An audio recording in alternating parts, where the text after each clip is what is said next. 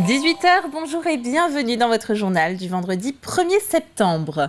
1145 en maternelle, 1881 en élémentaire, c'est le nombre d'élèves qui s'apprêtent à retrouver les bancs des écoles publiques de La Roche-sur-Yon. La ville prépare sa rentrée, une nouvelle année marquée par la fin des travaux de rénovation du groupe scolaire Laennec, le démarrage de ceux du groupe Montjoie et la création d'un service minimum d'accueil en cas de grève des agents de la collectivité et le maintien après le succès des petits mercredis pour les élèves de maternelle. Mais le gros dossier de l'année qui s'étalera sur 5 ans, c'est la végétalisation des cours de récréation.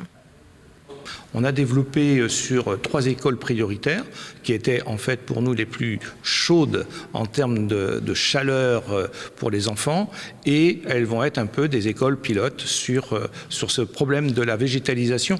Mais la végétalisation, ça n'est pas que ça, c'est aussi le problème effectivement de la chaleur à l'intérieur des bâtiments et des cours d'école. On va vers l'extérieur de la ville, c'est-à-dire visiter ce qui peut être fait. On voit aussi que les produits évoluent très vite, que les technologies évolue très vite. Donc, on prend le temps d'analyser école par école ce qui peut être fait, car le modèle sur une n'est pas forcément le modèle adaptable sur la suivante.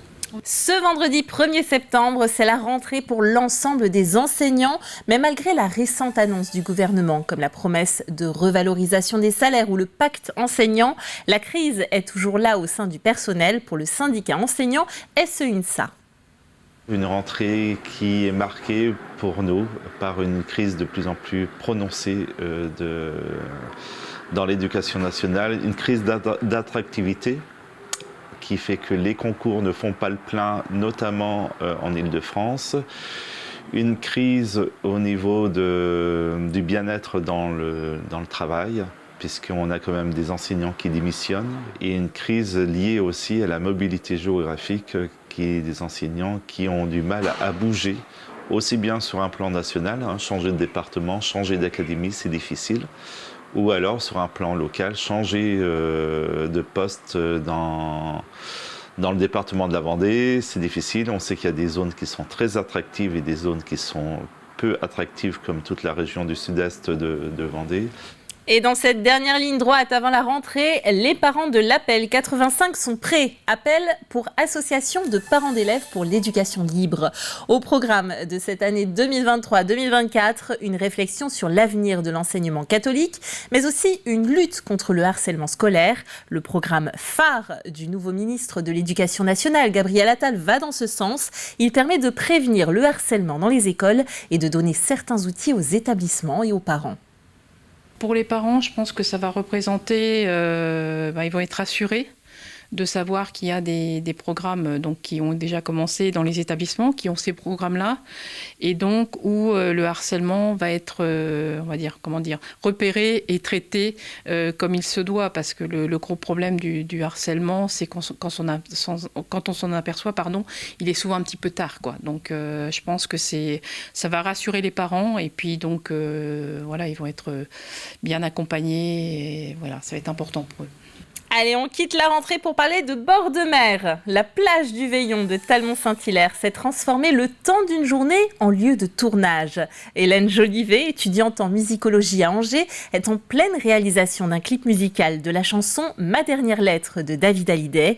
Le titre est entièrement réarrangé par la musicienne qui sera l'interprète de cette nouvelle version. Le clip est attendu pour janvier prochain après une série de tournages, dont certains à Angers. Le reportage d'Alix Lanos.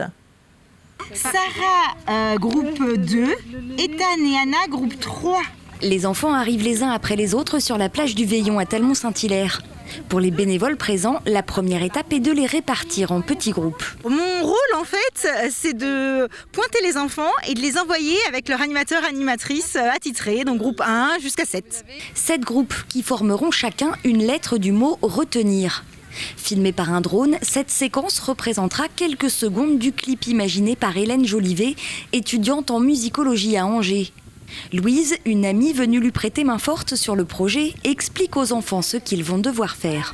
On va faire la lettre N, donc on va tous se tenir la main pour former la lettre N, vous voyez ?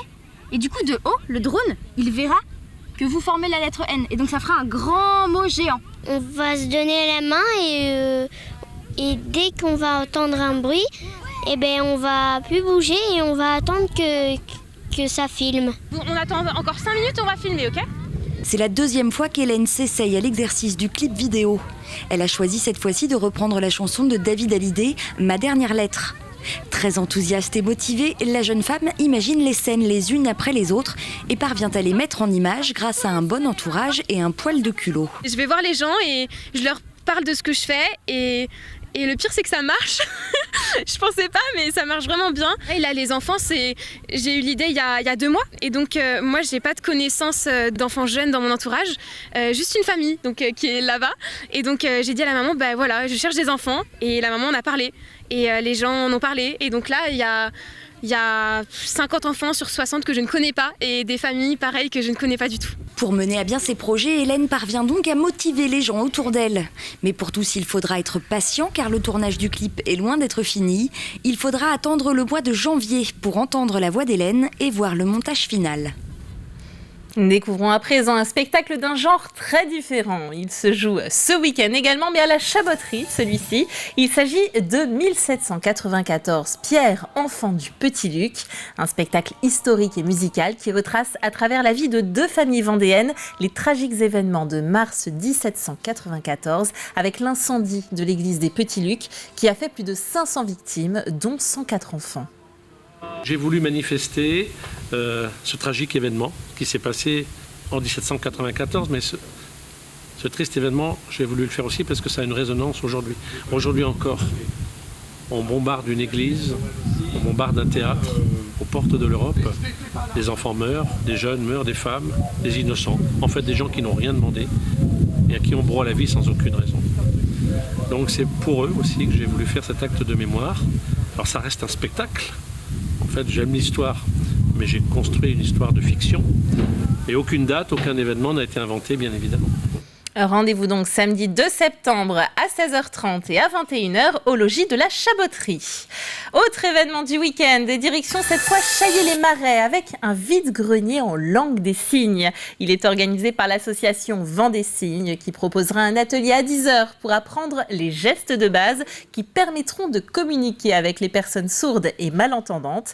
Des animations enfants, spectacles et restauration seront proposés, le tout au profit de l'association qui compte une 50aine de membres. Rendez-vous donc de 6h à 17h à Chaillé-les-Marais. C'est la fin de cette édition. Merci d'avoir été avec nous et passez un très bon week-end.